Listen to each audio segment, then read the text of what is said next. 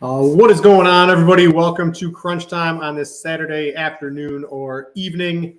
I am Britt Devine, joined today by my man Justin Van Zoot at STL Cards. Go Cuse, right? So long time ago, Cuse football has been horrible. I don't really watch too much college football. I'll just bet whatever's on Scores and Odds. Been horrible for a long time. We're 3-0 after that game, and that's one of the worst beats of the year for the people that had the under in that game, correct? Oh, the microphone has died, Justin. It is. We were playing the microphone game. It'll come back in a minute. It did. Oh, there it is. We've established that this only happens either at half hour 45 after or top of the hour. The college football show, it's happened right at 10 o'clock every time. So 5:30 is the magic time today, apparently. But yeah, college football, man, the Cuse is back. So that's always nice when teams that you love to root for the underdogs, and they're playing well right now. They kind of pulled a rabbit out of the hat there today, but a win's a win. Is DeVito? He went to Illinois or something like that. Yeah, he went to Illinois, but now they got. He's I don't know, he kind of stinks, but yeah. Like Illinois is doing. They're kind of a laughing stock of the Big Ten, but they're playing a little better. But yeah, I mean, the guy that Syracuse has now is a interesting kind of dual threat guy, and they've already got a pretty good running back. So it might work out. I think they'll, they should keep it up and get a pretty good bowl game this year. Yeah, Andre, what's going on with you today, man?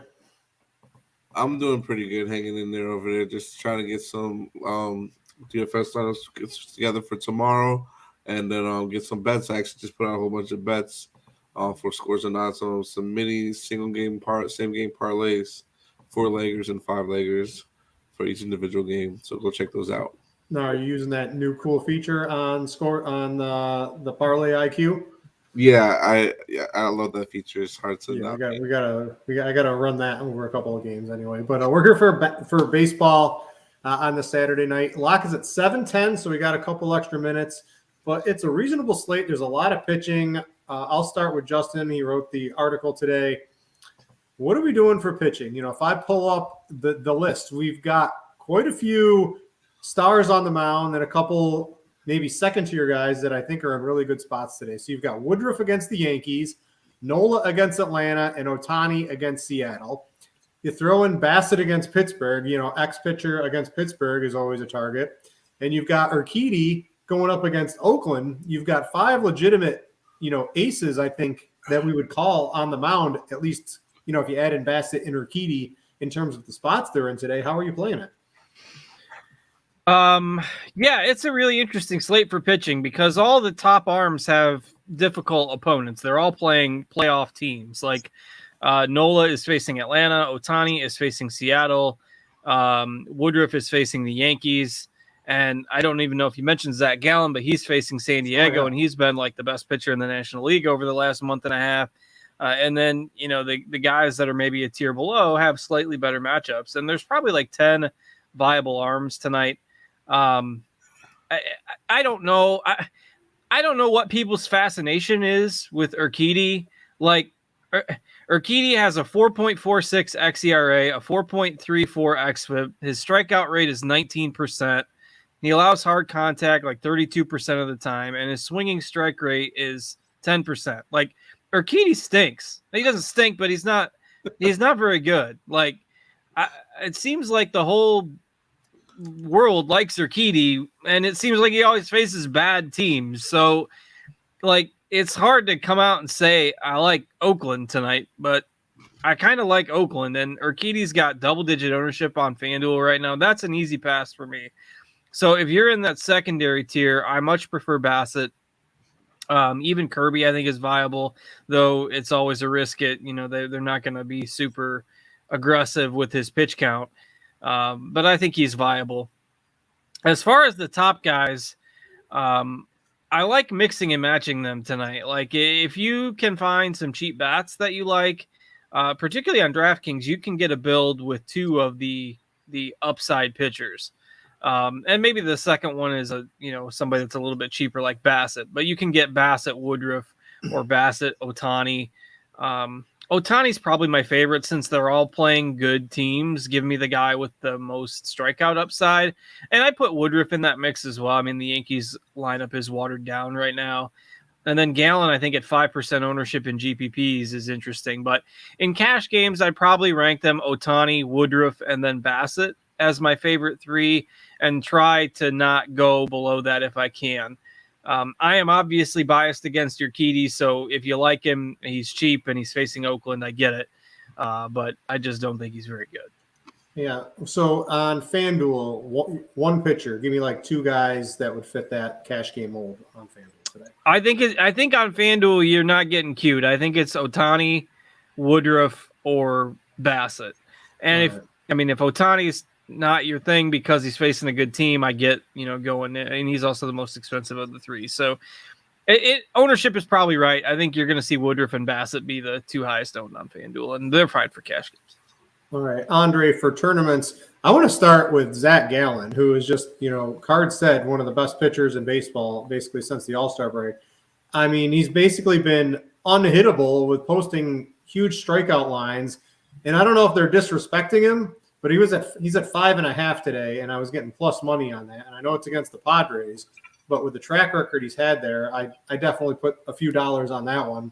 Is he on your tournament rate? I mean, FanDuel, 1% owned, DraftKings 5% owned for a guy that's basically had the highest ceiling in baseball over the past couple of starts. Yeah, definitely. He's definitely on my radar for sure. Like you said, been pitching probably the best pitcher since the All-Star break. I know this lineup is really, really good for San Diego. They have times where they have not played well and performed well and have struck out. So I don't mind taking some shots if you play like a large field GPP and taking some shots on a Gallen there today. I do like Kirby a decent amount too today, going against the Angels. But my favorite obviously is going to revert back to Bassett and Woodruff in those matchups that they have here today. I'm not really as high as on Otani just because Seattle's been playing really well somewhat lately, and I don't know. I just have this feeling that he's just going to get blown up. So I just try to stay away from it as much as I possibly can. You got a favorite cheap tournament play? I mean, Kirby and Quintana are down there. I mean, Kirby's not even. I mean, he's reasonably cheap on DraftKings. He's a little bit more expensive on FanDuel. Yeah. But what else would you want to play out there from a tournament perspective? I mean, the guys who are going to be really low owned. I don't know. I have trouble really even finding anything to like in any of them out there tonight. Yeah, it's not that I really low owned wise. I mean, as far as cheap wise, but if I had to pick two options, pick an option, it would probably be between Quintana and Hunter Green a little bit. Just because of the matchup just because of the playing against each other, but Quintana seems to just not really he gets blown up, but not really that often. Hunter Green, I think he has a little bit more strikeout upside than Quintana. And for the cheap amount, but St. Louis also has not been playing that well lately, which I don't understand why. I don't know if they're just giving up on the season. I think they have a chance to still make the playoffs if I'm correct. But I know that whole. What's the word on that, Justin? Yeah, they're 8 games ahead, so that's why they're just kind of coasting at this point. But they have. He's right though. They're 7-6 over their last 13. They haven't, and against bad teams, they haven't been playing real well. I think Green's going to be on a pitch count though. It's his first start in a month and a half. Okay, but so he would be the only other option I would go with besides Quintana. All right, Justin, what do you like for offense overall tonight? We've got the Mets with a big total, Houston with a run total over 5. The Dodgers are approaching 5. Everyone else has these middling totals. Nothing's really standing out other than them. If you had to pick between the Mets or Houston, of the big total teams, do you have a favorite? And then what else are you looking at? Yeah, we're starting to get to the point where it matters if a team has something to play for. So I'll look at the standings a little bit more now. The Mets and the Braves are fighting it out for the NL East. I think the Mets are ahead by a game right now. So, you want to try to get that first round bye in the playoffs. So, I mean, these teams are going to be going all out to win. And the Mets are facing Bryce Wilson, who may be the worst, one of the 5 worst at least starting pitchers in the major leagues. And the Mets always grade out a little bit better against right-handed pitching, but they are expensive. So I like the Mets. I maybe give Houston just a slight edge, but it's close. I think those two are definitely the top two. From there, I think it's pretty opened up. The Dodgers are facing like a bullpen game today, so people don't love targeting offenses against a bullpen game. I think they're a sneaky kind of late night offense to target. And then my other two kind of lower owned teams would be Cleveland, who again they're still trying to win the AL Central, and Oakland for reasons I mentioned earlier. That I'm not a big Urquidy fan, and if you play Oakland bats, you can pretty much play anything you want alongside them. That includes stud pitching and good one-off bats. So Mets, Houston, then a gap, and then Cleveland and the Dodgers, and then maybe Oakland as my low-owned stack tonight. Andre, how about you for offense tonight? What's your overall take? I really, really, really like Houston a lot tonight, so they're my number one overall offense. I'm going to go with. Mets is not too far behind them too. Just with some fact of, like I said, playoff position that they're fighting to get into the playoffs. And I know they have to play with some type of desperation, especially with being I had only one game ahead of the Braves here. So that's my number two. I think I do like Cleveland a lot too. They won their first game, I believe, today, if I'm correct. Yep. And they have to continue to keep on winning today. So that's my third option.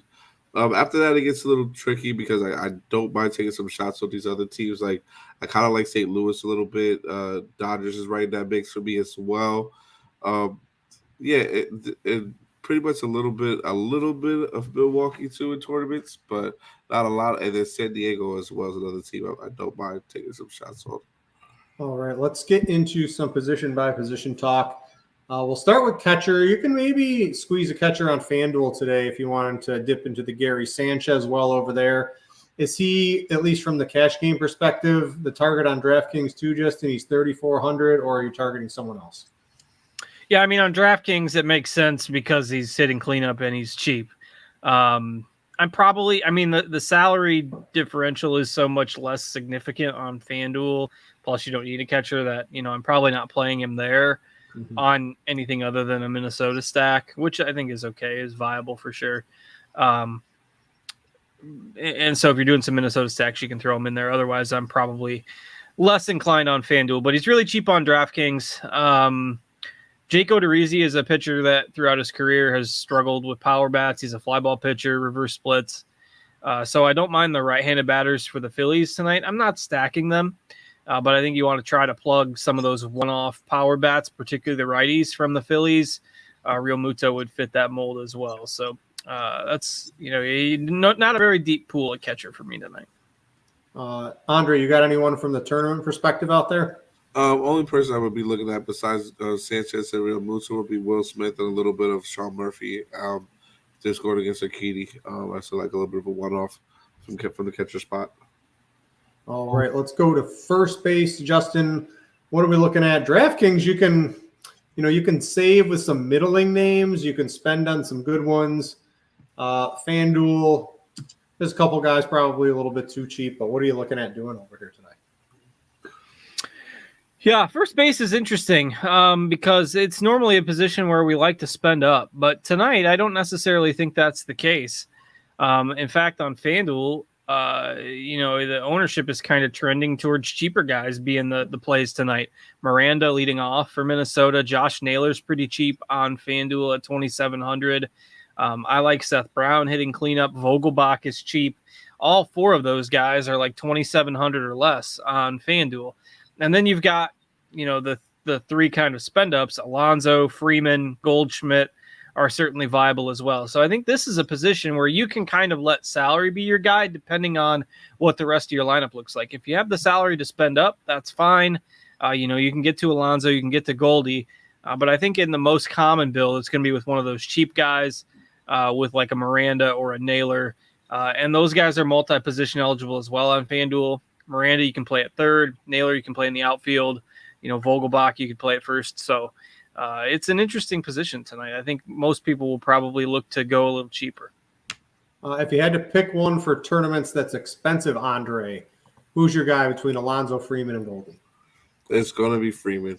Freeman is my favorite tournament play of the day. Actually, I just like the matchup for him. I think he just gets it done overall.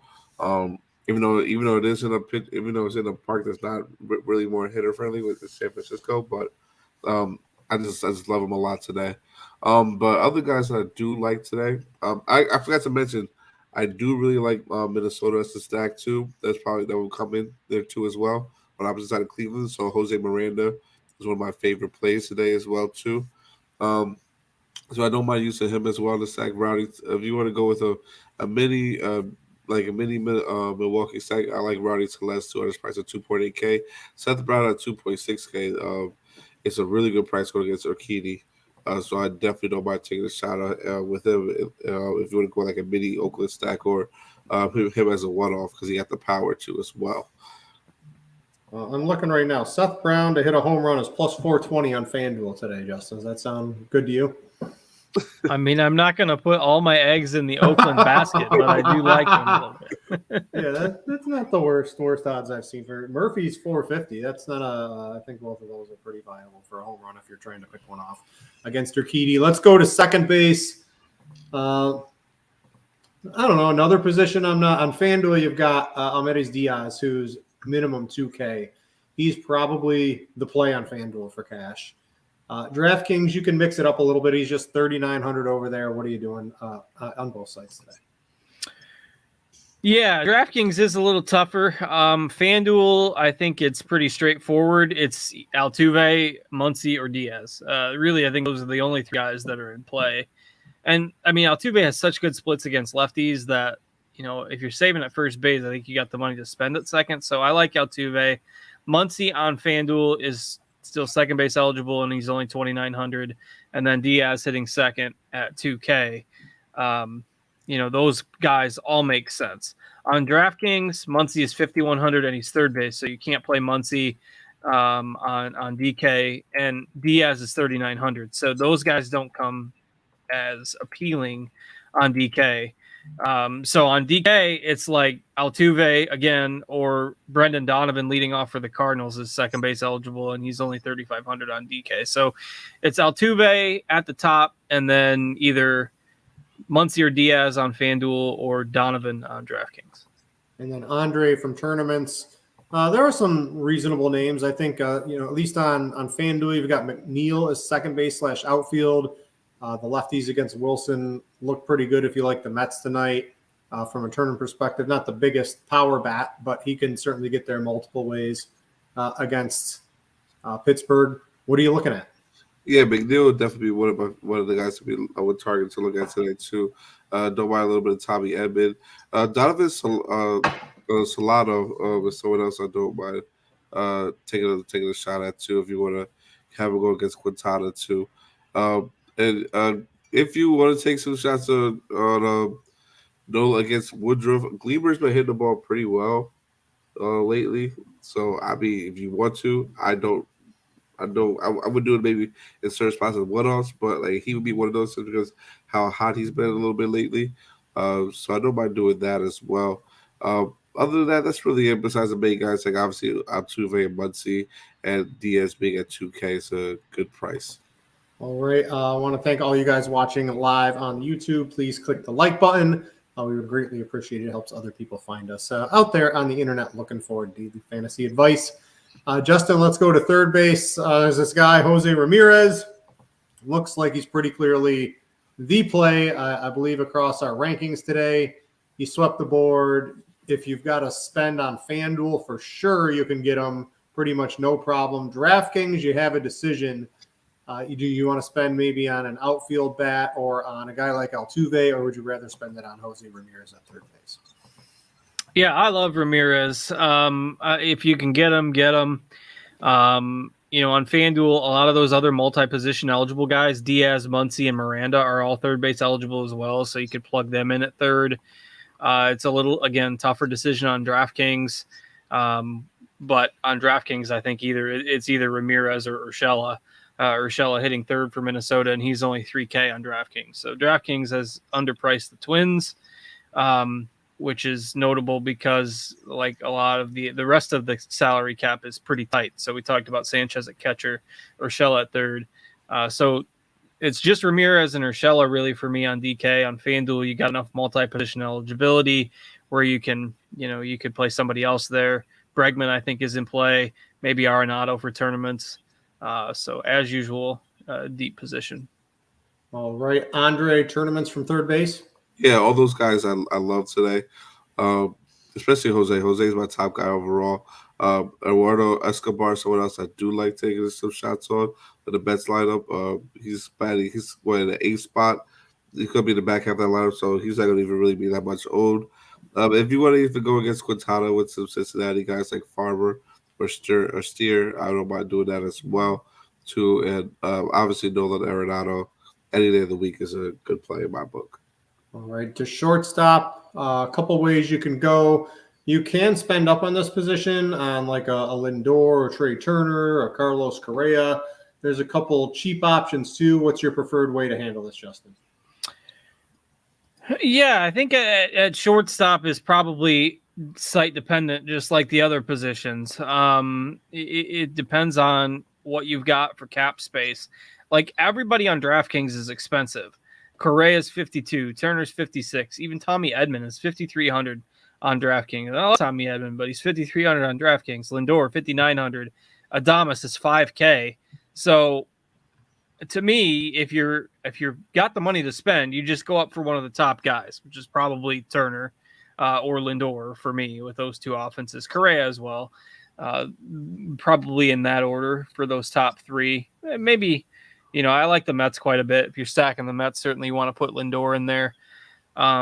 Or you just go super cheap. Like Peraza for the Yankees is 2K on DraftKings. And if you need to punt, you can punt. It's basically you're all the way up or all the way down at shortstop. And Bryson Stott at 3,300, I think, is in play as well. On FanDuel, again, Mlb Dfs is eligible at about 60 positions, so you can play him at 2K at shortstop. You've got Turner and Lindor, obviously, if you want to spend up, and Donovan for the Cardinals, who I mentioned at other positions on DraftKings. You got shortstop eligibility there on FanDuel. So lots of multi-position eligible guys on FanDuel makes this a little easier to navigate. But Turner and Lindor, if I had to pick between the two spend ups, it'd be one of those two guys. All right. How about you? If you're spending up in tournaments, Andre, break the tie. I think I like all of them. Cards likes all of them. Which one is the one we got to play? Who's hitting the home run? I like all of them, but I really, really, really like Carlos Correa.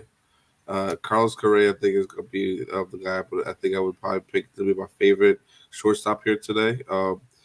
Just going against Picklington it should just be an easy matchup for him today. I really forgot to really put how much I love Minnesota today, and the top half of that lineup.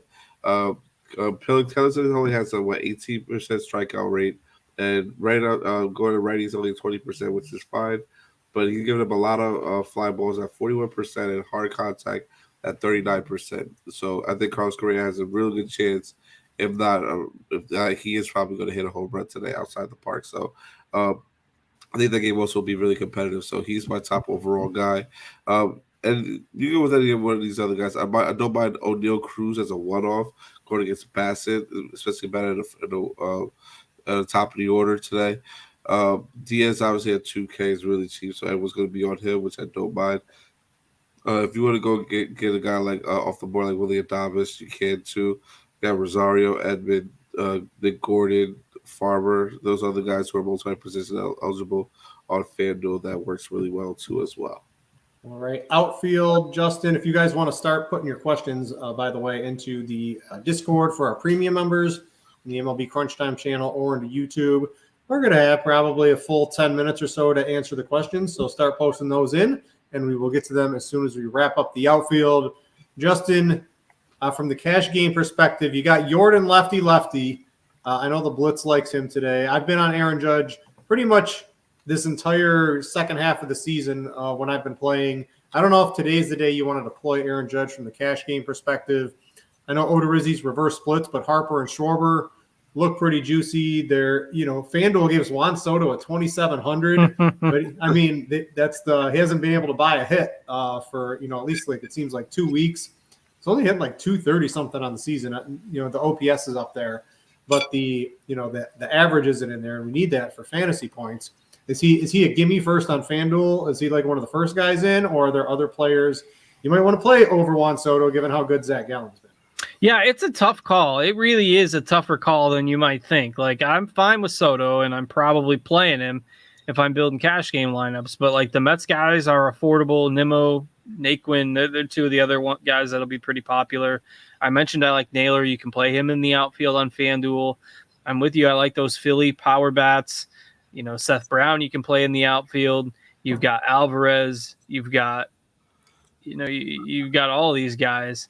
And then Mike Trout, has homered in 9 of his last 11 games or something like that.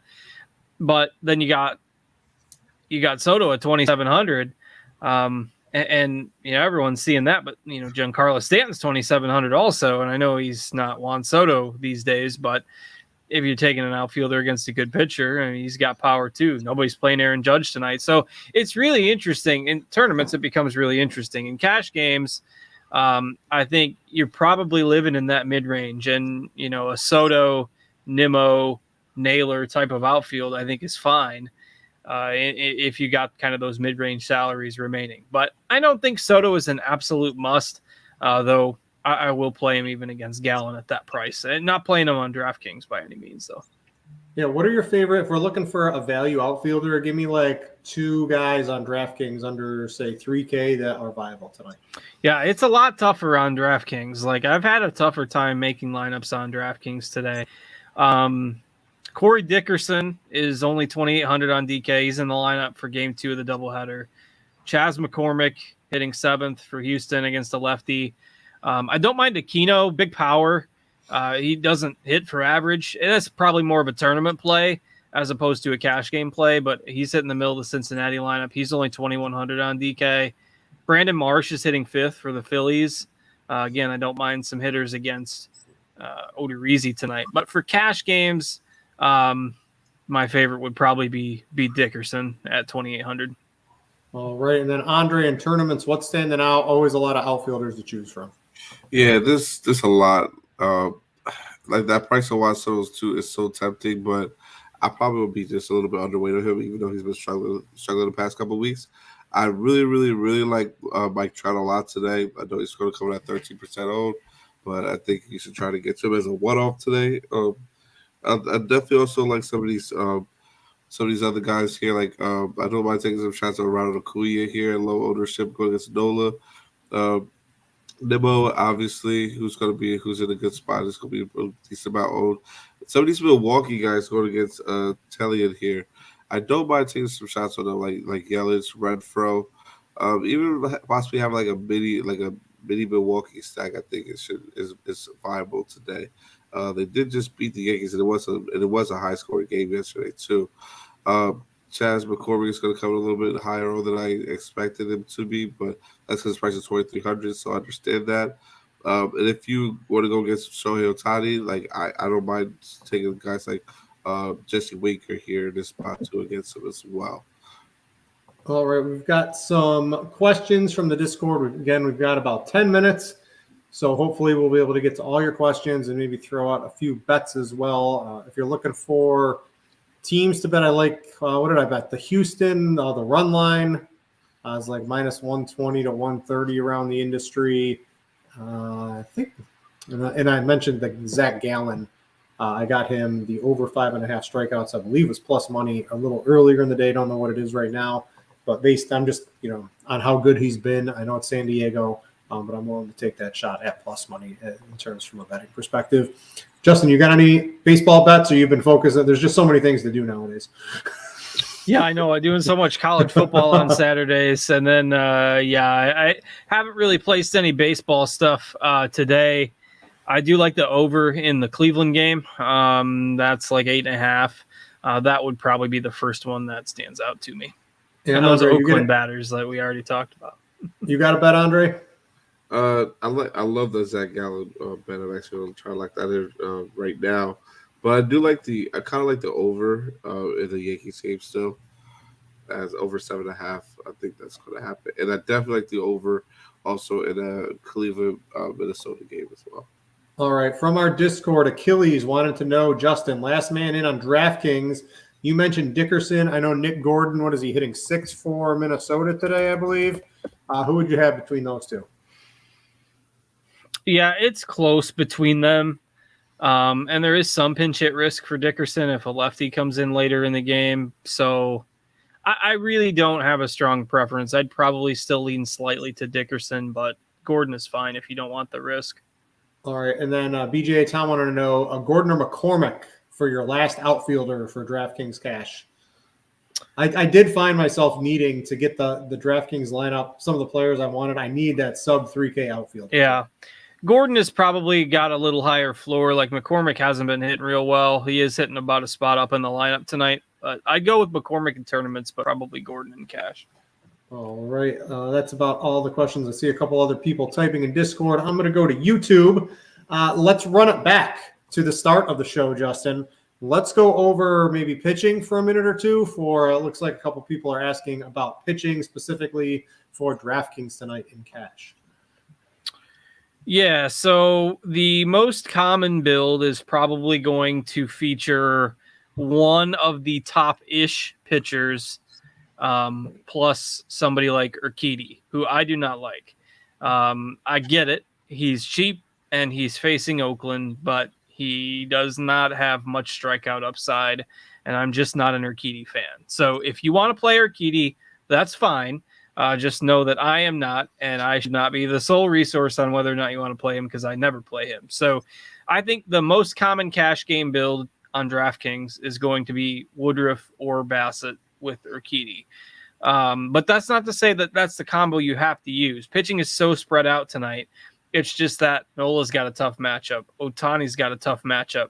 Gallen's got a tough matchup. And all those guys you can mix and match in GPPs.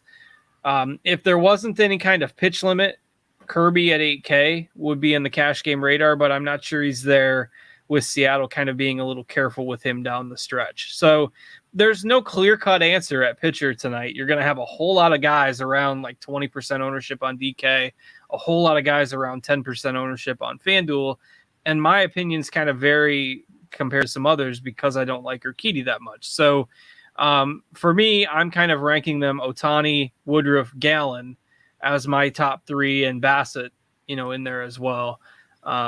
And again, I'm off Urquidy, but you can play him if you want.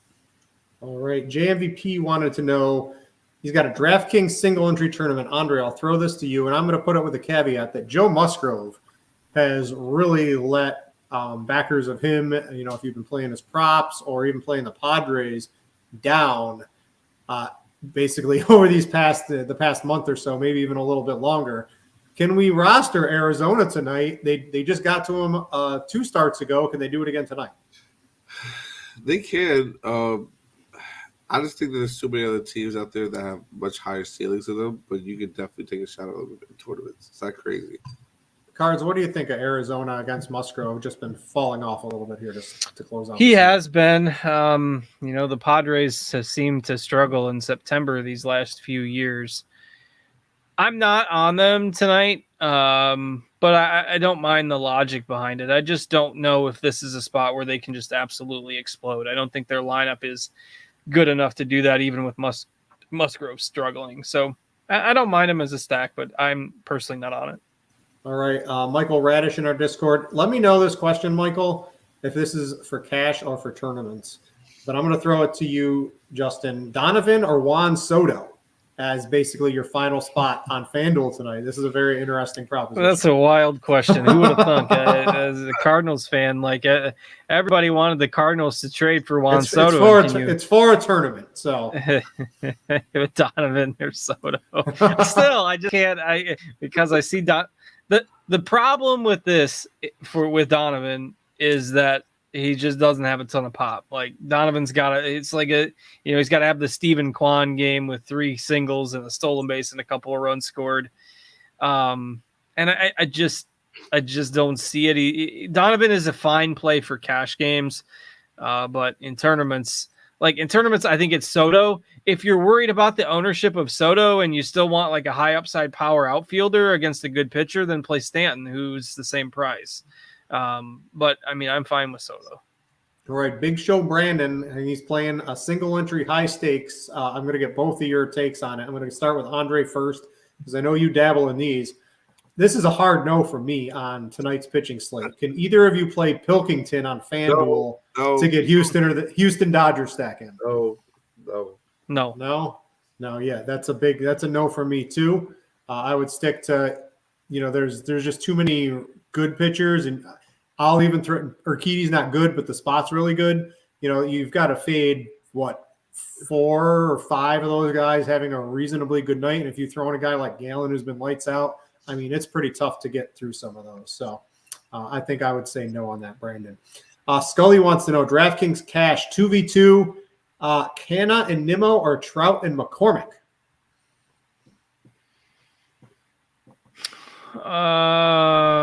Canna, what's his price? Let's see. Hang on. Canna's 4,100. Like, this is DraftKings cash? Yep. I would play Canna at 4,100. Like, I'd play Naquin for 100 more.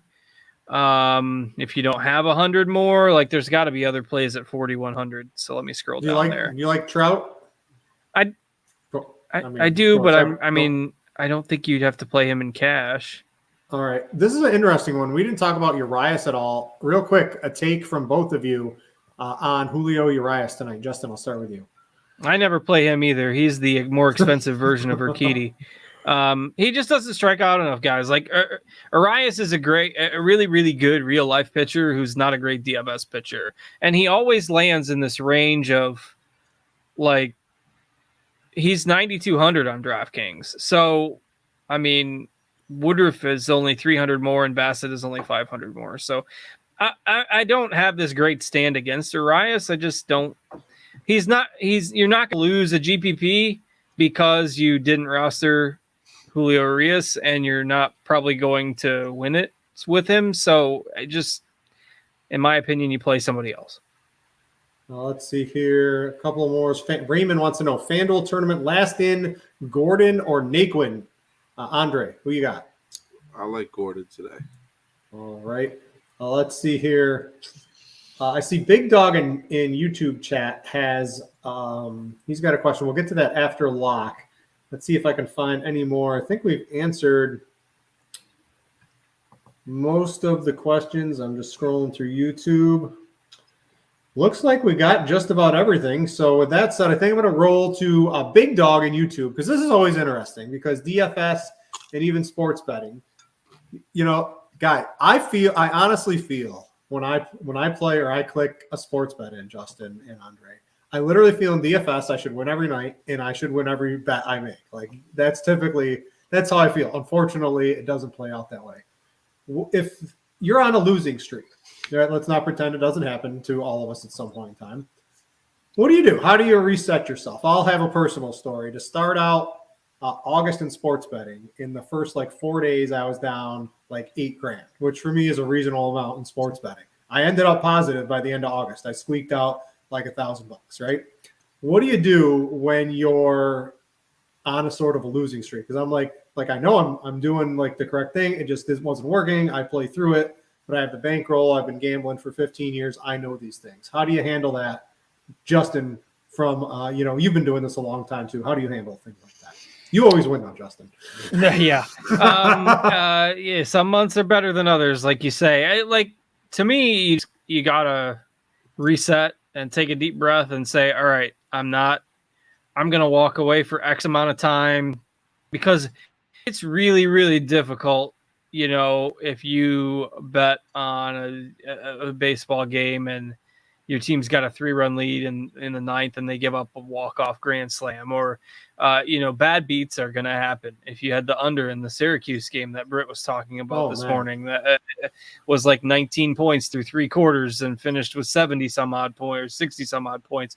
It just weird stuff happens, and the danger right after something like that is you just rush into something else that, starts and you just bet something else and try to get that back or chase your, if you have a bad main slate, I'm going to enter stuff on the late night slate. That's like a 2-game DFS slate or something like that. So it's just about sticking with it and taking a reasonable amount of time to process a bad beat. And then, that you can snowball in a hurry if you start letting yourself get frustrated by that. So being able to take a deep breath and close the laptop or turn the app off for a while sometimes can be a huge positive. Yeah, I can definitely unplug for a day or two from sports betting and DFS, no problem. If things are going, same when poker was, right? You're playing, and within the first hour, nothing's going your way. Just close the laptop, come back a couple hours later or the next day. That's sort of how I handle it, both from poker and from the sports betting / DFS. Andre, how about you, man? What's a quick little advice you can give us? I would say the same thing because I've actually been. I feel like forever I've been on a bad betting streak with my parlays I put together, even though they're long shots, but it's always by 1 or 2, and especially in those players that are in good round robin those. I tell everyone to round robin them, but I don't do it myself, which I should start doing. Which I should start doing more. It starts to cost you a lot though if you try to round robin like 20 ways. It does. So it's just. I just you have to take a break. You have to. I just feel like there was a point in time, like even more recently, where like I literally did a hits parlay for 25 legs, and 2 players did not get there, and it was Nolan Arenado and Paul Goldschmidt in great matchups, pitching matchups, and they just didn't get there. And it's one. I'm like, you can't get a hit. I'm like, you know what? You wouldn't be here if that hit. So it's just like, hey, it happens. I just say you gotta just take a break. Don't change your process because your process is probably the right process, especially if it got you to where you were winning. Just take a break and clear your mind out mentally, and then get back to it about a week or so, and go from there. All right, and then real quick, we got another one. NFL, which cash contest do you attack? This is from Jay. So you do head-to-heads, you post your head-to-heads, you never take head-to-heads. I play the single entry 50-50s and double ups first, max out on those. And the special secret sauce to give yourself cash game upside, the softest game in the industry I've found are the 100-man contests on Fanduel, but they're the tournament ones that pay the top 12. So you can finish, literally last week I finished on cash games like, 45th, 50th, basically 45th to 55th in 100-mans. And I was like top 5 in some of the 100-man little tournaments on Fan. I don't understand how it works, if people even make lineups on those, but that's a little secret way to give yourself some upside from your cash game, in my opinion. All right, I gave out too many secrets. We're going to close the show out. Andre, Justin, thanks for tuning in, or thanks for showing up, and thanks to everyone for tuning in. Click the like button on the way out. Thanks to FanDuel for sponsoring the show. For Andre and Justin, I'm Britt. Thanks for watching, and we out ya.